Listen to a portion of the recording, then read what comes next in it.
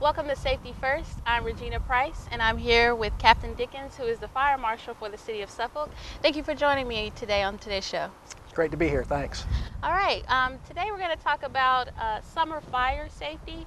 And to start out, Captain Dickens, can you let us know about the summer burn ban? I know this became effective May 1st, and it's in effect until September 30th. Can you let us know what the burn ban is and what it involves? Sure. It did come into effect May 1st and runs through September 30th.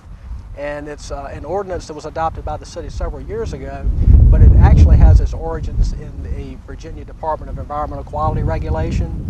And its primary purpose is to preserve air quality in our area, but it also serves as a good fire prevention tool for us in the summertime. Again, it's adopted at the state level, and the city adopted an ordinance just basically to inform our citizens that that regulation exists. If the ordinance did not exist, then the state regulation would still apply. Oh, okay, I see. So it's not a choice. Basically, it's something that we need to take heed to. What is the penalty for not heeding to the burn ban? A violation of that ordinance is considered a Class 1 misdemeanor, and the maximum penalty would be a year in jail and/or a $2,500 fine. So it's taken very seriously. Okay, and what types of fires does this include in the burn ban? It basically includes all types of outdoor burning, open burning, with the exception of what could be deemed as a recreational fire. Examples would be, say, a commercial fire bowl that you could get at a local retailer, something that's used, again, purely for recreational or ceremonial purposes, and not to be used for disposal of yard debris or any of the other permissible activities that are allowed other times of the year. There are some other exceptions to that, again, dictated to us by the state, that would cover certain agricultural practices and forest management practices. It's always best to give us a call here at the Fire Marshal's office to discuss those exceptions so that we can issue a permit and make sure everyone is safe, number one, and in compliance with the law. All right, and just for those that are tuning in, what is that number that they can reach you here at the public safety station? It's 514-4550. Okay, and just to continue a little bit more in the burn ban, what can citizens do with all of the debris that they have? What can they, how can they dispose of it? A couple of choices. Local landfills will accept some debris, and also we can contact the City Department of Public Works and ask the question to see if the particular items would qualify for a bulk pickup by Public Works. Okay, so let's talk a little bit about another form of fire safety when we talk about summer is grilling safety. We have a grill right here behind us. Can you give us some tips on some grilling safety? Sure. With warm weather here, everyone's outside grilling, and that's a lot of fun, but it's another hazardous activity, if you will, and a lot of enjoyment to be had, but it needs to be done safely. Whether it's charcoal fired or runs off LP gas or whatever the fuel is, grilling should always be conducted outdoors. We never take a grill inside of a structure. What we have here is basically a gas-fired grill, LP gas, that has a tank behind the door there. And we want to make sure that we follow all of the manufacturer's recommendations for safe operation. We want to make sure that our grilling is done away from combustible materials, away from anything that would catch fire. In this case, the LP tank itself, we want to make sure that the tank is in good condition, that all the connections are tight so that we don't have a leak.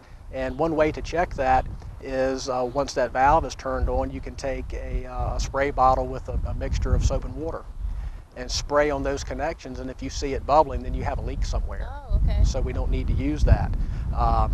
If you detect a leak and the grill is not functioning, then it's best to just turn the grill off, turn the fuel supply off, and then not use it until the problem is addressed. If you have a leak while the grill is in operation, it's best to just leave it alone, get everybody away, and call the fire department. If you have a leak of LP gas and then you have the open flame, the two come together and could be disastrous results. So it's best to just get away from it. Give us a call. We'll come out and secure it for you. All right, okay. And another thing that people might not think about is safe clothing, fire retardant mittens, things like that. What are some things that they shouldn't wear or should be conscious of when they approach that hot grill? Right. It's best to not have, say, long or loose-fitting clothing, anything that's going to dangle and come in contact with the flame and perhaps catch fire. It's always best to keep kids and pets a good distance away. Any long hair, for example, needs to be perhaps tied up or so that prevent that from coming in contact with the flame. Anything you can do to prevent that burn injury, the oven mitt or some other type of protection for taking items off the grill, especially if you have side burners and things like that. Anything that you can do to prevent that injury or that fire from starting.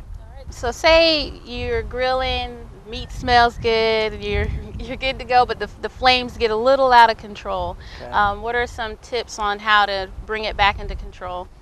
If you have a fire that does get out of control, again, depending on what you're cooking, as we discussed before, if you have any type of grease, say on a side burner, we don't want to put water on that because you're going to spread the fire. If you can safely put a lid on a pot, or perhaps lower this lid to control the flames, is good. It's always best to have that fire extinguisher around. If things really get out of control, but certainly don't do anything in an effort to control the fire that would result in injury. It's always best to just get everyone away, and if the fire or the problem can't be contained safely, call the fire department. We'll come out and address it for you. All right. Well, thank you, Captain Dickens. We have one more topic with our summer fire safety while we have you here. Okay. If we could discuss fireworks safety, and I know the City of Suffolk has an ordinance in place. Can you discuss that as well? Sure. Again, with warm weather and especially the 4th of July approaching, fireworks can be popular. However, fireworks are illegal to possess, store, use, offer for sale in the City of Suffolk. One question we get is, say perhaps neighboring localities or things of that nature, it may be permissible there or it's existent there, but yet it's not allowed in Suffolk. How can that happen? Basically, the state has a list of what they consider permissible fireworks that you can possess and use by law. The state also gives the localities the right to make legislation, adopt ordinances that are more restrictive than state law. And many years ago, our city chose to do that. So even though there are, say, firecrackers, for example, and a few other items that are permissible by state code, they're illegal in the City of Suffolk as a result of an ordinance that was adopted many years ago. So in my opinion, the safest firework is no firework. Well, that's true. If you go on to, for example, NFPA website and look at statistics and fact sheets and things like that, you'll see that every year in our country there are lots of injuries, lots of property damage resulting from the use of fireworks. So for many reasons, including those, our city years ago decided that the safest thing to do is to adopt the ordinance banning the existence of fireworks in our city. And if you think about that, that shows how much we do care about safety of our citizens. Absolutely. People might not look at it that way, but that is, what it comes down to is safety and prevention. Sure. Now, some may wonder, festivals, for example, Peanut Fest and other activities that we have and enjoy in our city. There is an exception in the code for that, for fairs and amusement activities, things like that, such as Peanut Fest, where we have controlled conditions. We have a professional display operator that's providing the show for us. It's a much safer venue and an opportunity for our citizens to enjoy fireworks. And again, even those that come in at the professional level have to meet certain state criteria, have to be licensed at the state level. They go through a screening process and an application process in our city to make sure that they can provide that safe display for all of us to enjoy. But again, it's just important to remember that it's illegal to possess or use the consumer fireworks in our city. And like open burning, it's also considered a violation as a Class 1 misdemeanor. Generally around the 4th of July, we tend to be rather busy. Calls for service regarding fireworks that result in the confiscation of fireworks. Those that may have fireworks now and are learning that it's illegal to possess those, if they want to give us a call, there's no punitive action or anything like that. Give us a call. We'll come pick them up for you. Okay. And we'll dispose of them properly, and that way everything is safe and secure like we like to see it. All right. Well, in this edition of Safety First, remember to leave it in the hands of the professionals. That's what I'm getting with the fireworks. Well, Captain Dickens, if you could close out again with the website, if people have more information on grilling safety, fireworks safety, the burn ban, as well as your contact number here at the Kings Fort Public Safety Station. Sure. You can reach us here anytime, 514-4550. And again, we love visitors. Please come by and see us. We love to talk and share information with folks. Also, the National Fire Protection Association website has lots of information. The fact sheets, the safety tips, the statistics, things like that. It's an excellent resource, and certainly encourage everyone to check it out.